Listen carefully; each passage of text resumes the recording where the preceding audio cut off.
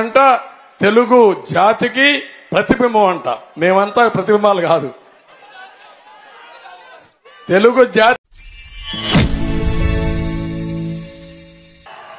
ఇంటింటి అభివృద్ధిని, ఆ పేదల ఆత్మ గౌరవాన్ని నిలబెట్టుకోవడం కోసం ఆ పెత్తందారులతో యుద్ధానికి మీరంతా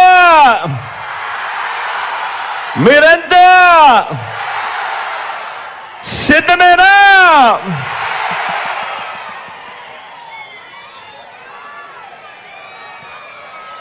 మే 13న జరగబోయే ఎన్నికల్లో ఇప్పటి వరకు పేదల భవిష్యత్ కోసం, ఇంటింటి అభివృద్ధి కోసం 130 బటన్లు నొక్కిన మన ప్రభుత్వానికి మద్దతుగా 2 బటన్లు ఫ్యాన్ మీద ప్రతి ఒక్కరూ నొక్కడానికి 100 మందితో చెప్పి నొక్కించడానికి స్టార్ క్యాంపెయినర్లుగా మీరంతా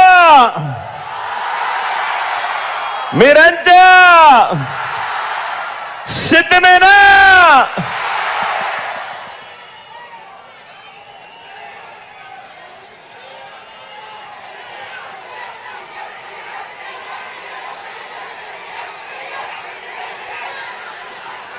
ఇక్కడున్నది మంచి చేశా అన్న ధైర్యంతో నిలబడిన ఒక్క మీ జగన్. ఇక్కడున్నది మంచి చేశా అన్న ధైర్యంతో నిలబడిన ఒక్క మీ జగన్.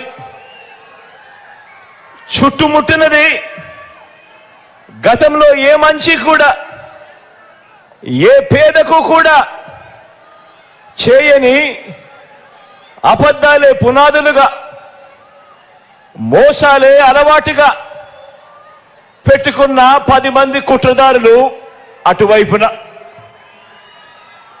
ఒక్క మీ జగన్ మీద ఎంతమంది దాడి చేస్తా ఉన్నారు అనంటే నిజంగా ఆశ్చర్యం అనిపిస్తుంది. ఒక్క మీ జగన్ మీద ఓ చంద్రబాబు, ఓ ఈనాడు, ఓ ఆంధ్రజ్యోతి, ఓ టీవీ5, ఓ దత్తపుత్రుడు, ఓ బీజేపీ, ఓ కాంగ్రెస్,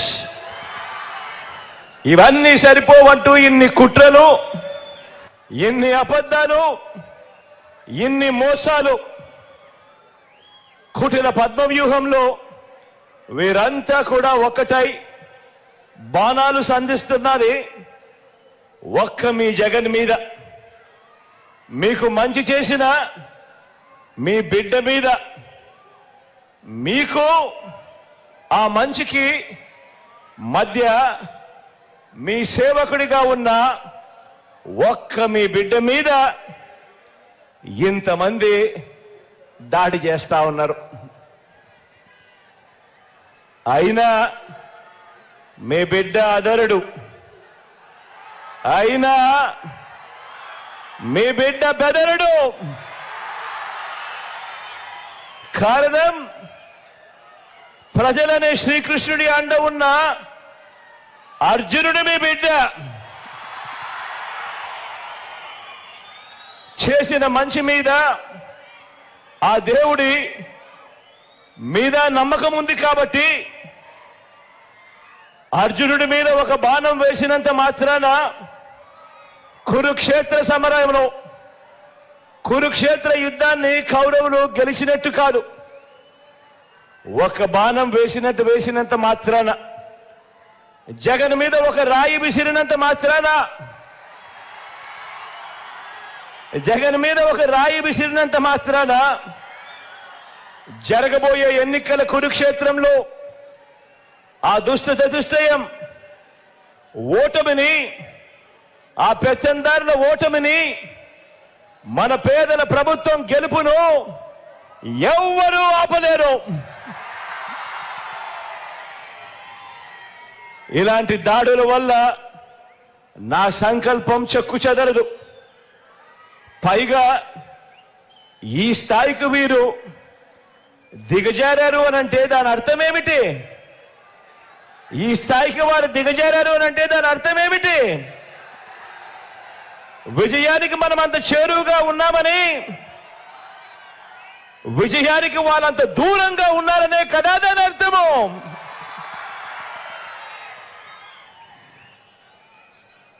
అందుకే చెప్తా ఉన్నా, ఈ తాటాకి చెప్పులకు మీ బిడ్డ అదరడు, మీ బిడ్డ బెదరడు. మీకు సేవ చేయాలన్న నా సంకల్పం మరింత పెరుగుతుందే తప్ప ఏ కొంచెం కూడా వెనుకడుగు వేసే ప్రసక్తే లేదు. నా నుదుటి మీద వారు చేసిన గాయం, నా నుదుటి మీద వారు చేసిన గాయం దేవుడి దయతో అది ఇక్కడ తగల్లేదు, అది ఇక్కడ తగల్లేదు. అంటే దాని అర్థం దేవుడు మీ బిడ్డ విషయంలో ఇంకా పెద్ద స్క్రిప్టే రాశాడు అని చెప్పి దాని అర్థం.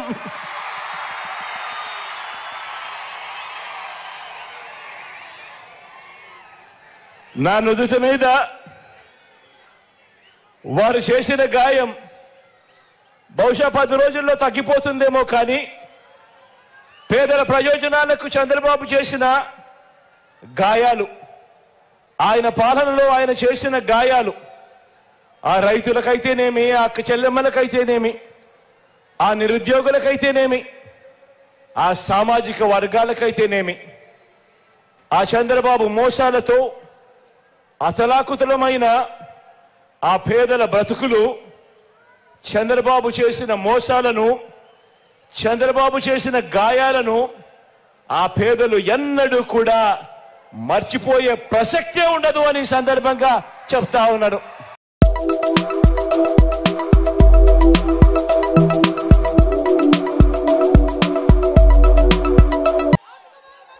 ఎక్కడికక్కడ డాన్స్ చేసే డాన్స్ మాస్టర్లు మనకొద్దు, డ్రామా యాక్టర్లు మనకొద్దు. ప్రజలకు నిజాయితీగా పనిచేసే వ్యక్తులు కావాలి. తమ్ముళ్ళు నన్ను కూడా విమర్శిస్తాడు. అంటే నేను 14 సంవత్సరాల ముఖ్యమంత్రి ఉంటే ఈ రోజు రేపు ఉందని కూడా ఆలోచించకుండా అక్కడ సైకో చెప్పాడు, ఈ సైకో ఎగరతాడు. ఎగరతావు నాకు తెలుసు. నేను అనుకుంటే ఒక్క నిమిషం నీ తోక కట్ చేయడానికి. ఒళ్ళు దగ్గర పెట్టుకో, తమాషా ఆడద్దు. రాజకీయాలంటే ప్రజలకు సేవ చేయడం గాని నోరు బారేసుకోవడం కాదు. నోరు బారేసుకున్న వాడికి నోటి నిండా సీసం వేసి శాశ్వతంగా నోటికి సీల్ చేసేస్తాం, మళ్ళా నోరు తెరవకుండా. ఆ విషయాలు గుర్తుపెట్టుకోవాలి వీళ్ళు.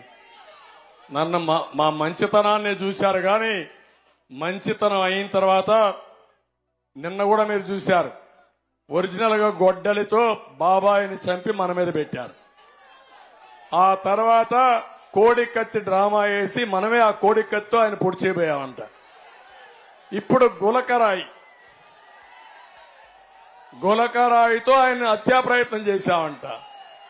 మన మీద రాళ్లేస్తారు, మంది మాత్రం ప్రాణం కాదు, ఎక్కడ పోయినా దాడి చేస్తారు.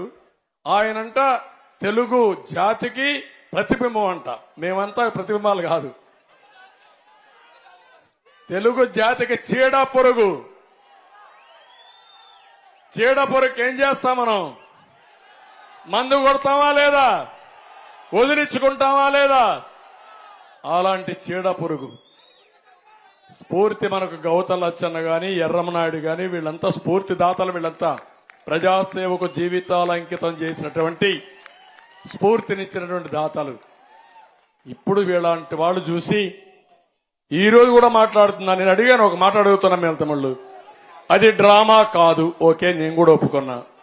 రాయో ఏదో వచ్చింది, పడ్డది, ఉండాలి కదా,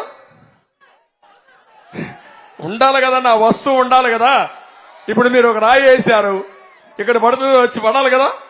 ఇక్కడ పడకపోతే ఆడికైనా పోయి పడాలి కదా. వస్తానే కొట్టేసి మాయమైపోతుందా?